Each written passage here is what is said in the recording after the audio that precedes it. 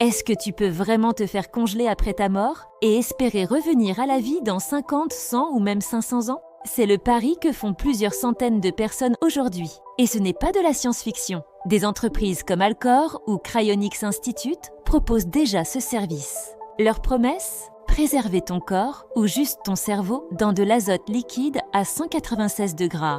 Dans l'attente qu'un jour, la science trouve un moyen de te réanimer. Mais attention, rien de tout ça ne garantit le moindre retour à la vie.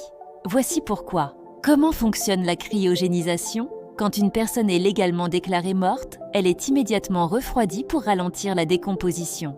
Puis, on remplace le sang par un liquide cryoprotecteur, un peu comme un antigel, pour éviter que des cristaux de glace ne déchirent les cellules. Ensuite, on abaisse lentement la température jusqu'à atteindre celle de l'azote liquide, 196 degrés Fahrenheit. Le corps est ensuite stocké, parfois pendant des décennies, dans un conteneur cryogénique. Mais peut-on vraiment réparer un corps mort? C'est là que le mythe s'effondre. Aujourd'hui, aucune technologie médicale ne permet de réparer un corps ou un cerveau mort, encore moins un cerveau endommagé par le froid. La congélation elle-même cause des dégâts microscopiques irréversibles, même avec des cryoprotecteurs. Et même si, dans un futur lointain, on trouvait un moyen de réparer les cellules détruites, il resterait un problème.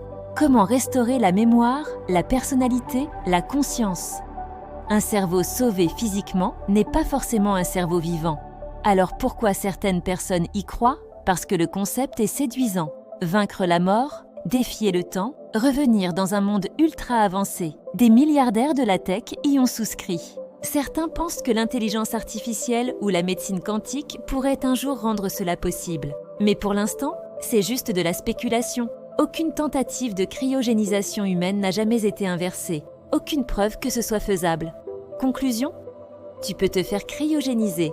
Tu peux même payer des dizaines de milliers d'euros pour ça. Mais revenir à la vie? Aujourd'hui, c'est un mythe pur et simple.